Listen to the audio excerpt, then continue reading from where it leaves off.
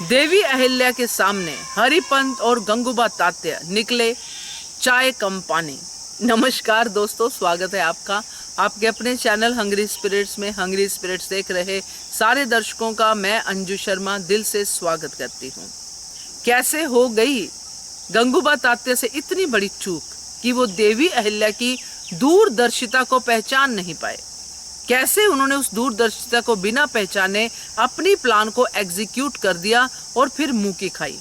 तो बात करते हैं दोस्तों इस फ्लॉप सीन के बारे में जो हरिपंत और गंगूबा तात्या के साथ हुआ है।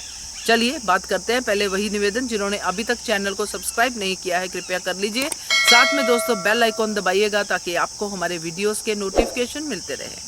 तो दोस्तों हरिपंत और गंगूबा तात्या बड़े खुश कि देखो हमने विजय हासिल कर ली है, सारी प्रजा आ गई है देवी अहिल्या के खिलाफ अपनी घोषणा करने के लिए कि हमें ये प्रस्ताव पसंद नहीं है, हम नहीं चाहते, हमें सिर्फ धन चाहिए। ये प्रस्ताव प्रजा लेके आ गई है। अब देवी अहिल्या सामने खड़ी है, प्रजा उनके सामने अपनी अपनी बातें कह रही है कि हमें नहीं पसंद, आपने अपने स्वार्थ के लिए हमें ये वृक्ष लगाने की बात कही है, हमें नौकर बना दिया है, अपनी ही जमीन और हम नौकर, ये बातें कहते हुए नजर आए।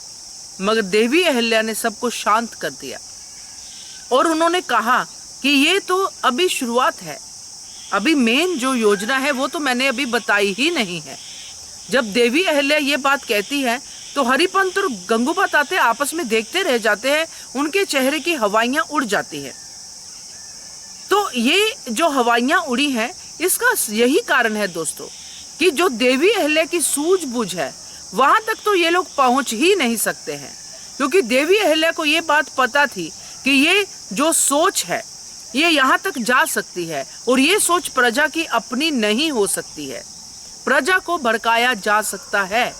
इसलिए उन्होंने वो योजना किसी को नहीं बताई जो वाकई में प्रजा के हित के लिए थी, जिसमें प्रजा नौकर नहीं है या प्रजा जो भी है जिसको 7/12 का नाम दिया।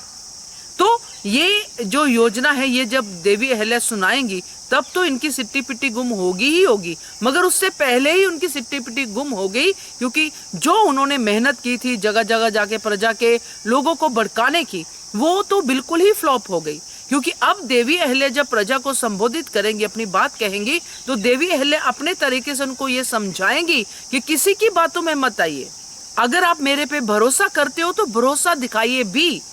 ऐसा नहीं कि कोई भी ऐरा गैरा नत्थु खैरा आपको आके भड़काएगा आपकी आई के बारे में और आप आ जाओगे कि हमारी आई ने हमारे साथ इंसाफ नहीं किया है, तो ऐसा नहीं है।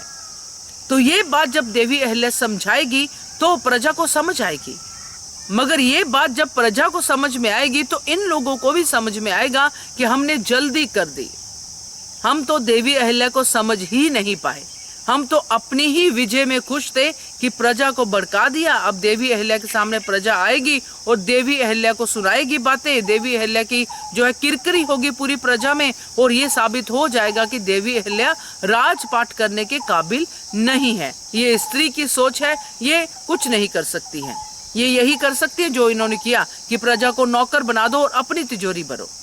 यही बात कही थी ना उन्होंने प्रजा को। अगर जब देवी अहिल्या अपनी बात सुनाएंगी जो फाइनल वर्डिक्ट होगा तो उससे फिर ये दोनों की आंखें फटी की फटी रह जाएंगी और ये देख के ये दोनों ये समझ जाएंगे कि हमने देवी अहिल्या को कम आंका है और इस बात के बाद तो हम वाकई में चाय कम पानी है देवी अहिल्या के सामने। क्या कहते हो आप इसके बारे में कमेंट कीजिएगा। देखते रहिए channel Hungry Spirits. Thank you so much. Subscribe to our channel by clicking the subscribe button. Click the bell button and enjoy the latest uploads from our channel.